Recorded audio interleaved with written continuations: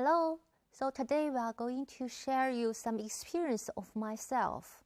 After we have talked something about, research problems, research questions, purpose, hypothesis, and variables, you may have a little bit confused about how to get them together. So I would like to share my experience, my own research with you to look at how myself do the research and link all these things together. So for my research interest, I have said something about it. It's related to family caregiving of dementia in China. And so from my own practice, I found that dementia care is needed prominently. So just I wrote in the article which we published in 2020. And as the number of older people increase, dementia has become a challenging public health concern. And around the world, the number is predicted to nearly double every 20 years. So it's a big number. And in China, care of family members with dementia at home is really common, and it's a reflection of Chinese culture, especially represented by filial piety and familism. And in addition, in China, there is a shortage of formal long-term care facilities for older people with dementia, so making family the main source for caregiving. So from this background, and for myself, I really want to design some intervention to help these families with dementia. But when you design the intervention, you need to know which point you can work it. That means which way you can work at to intervene the family, to help the family. So from my own practice, I just found, different families, when they take care of the patients with dementia at home, they do have different outcomes. Some families coped very well, but some families coped very badly. So why? What happened during the caring process?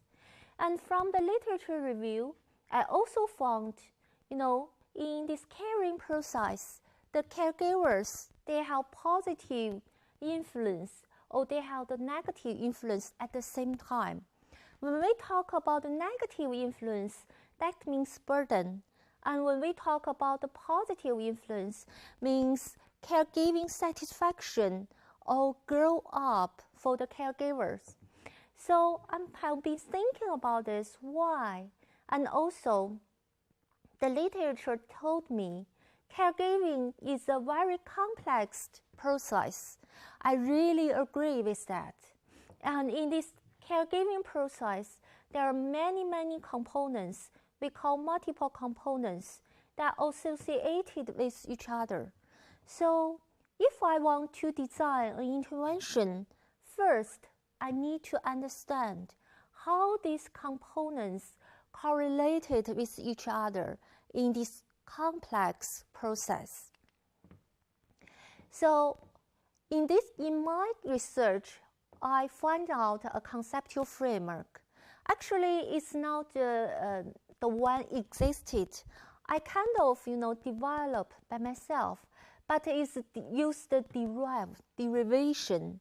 So I developed the dementia caregiving model, which derived from the stress and coping model. This was developed by Lauder and Folkman in 1984, and also derived from the model two-factor model of caregiving, which developed by Dr. Lawton in 1989, also improved in 1991. So in this model, there are 5 constructs in this model, DCM model we call. And there are caregiving stressors, caregiving appraisal, coping, caregiver outcomes, and contextual factors. I have shown this figure before, so you must be very familiar with this figure. And from this, figure we call DCM model, there are 5 constructs, and you will see they have correlated with each other. So based on this conceptual framework, and I ask my question also based on the background. My research question is, what are the associations among caregiving stressors, caregiving appraisal, coping, familism, perceived social support, and caregiver outcomes among family caregivers of elders with dementia in China? And also, what are the effects of caregiving stressors, caregiving subject burden, caregiving satisfaction, the coping composite, familism, perceived social support on the caregiver outcomes? So you see this model, and we ask these two major questions. And based on this model, we also have some 10 hypotheses. So these 10 hypotheses are listed on the table.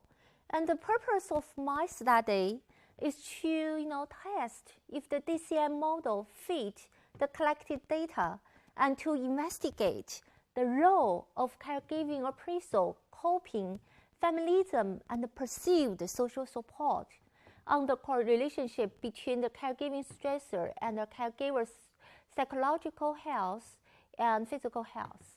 So there are 10 specific hypotheses on this table, and I will show you in the figure.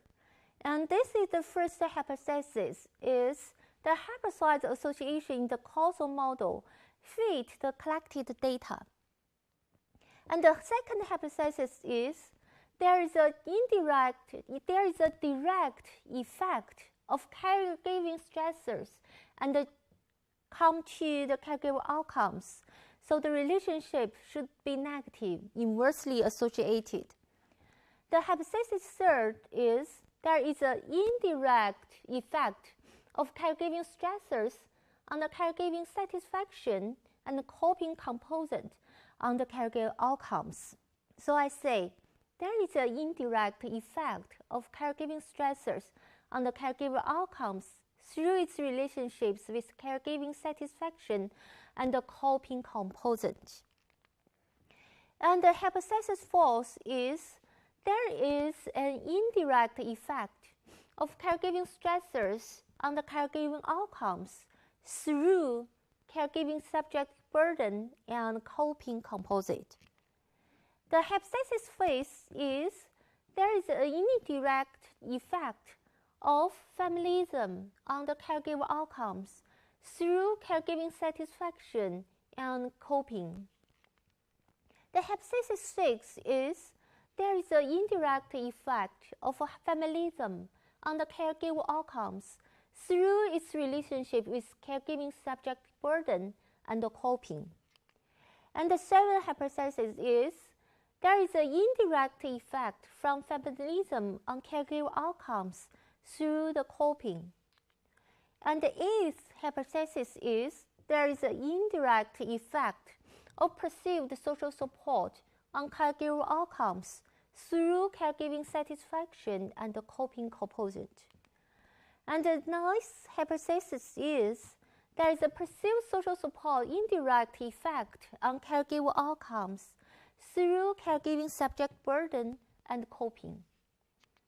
And the 10th hypothesis is there is an indirect effect of perceived social support on caregiver outcomes through the coping component. So based on this hypothesis, we developed the research as a cross-sectional correlational design. You will learn the design, the type of design later. And we also use the path analysis to test the model to verify the path, the indirect effect, and the direct effects. So from the result, you will see, when you test the hypothesis, when we talk about the research, we say the result, that means if you support the hypothesis or you not support the hypothesis. So in my study, I reject several hypotheses at the result and also supported, fully supported.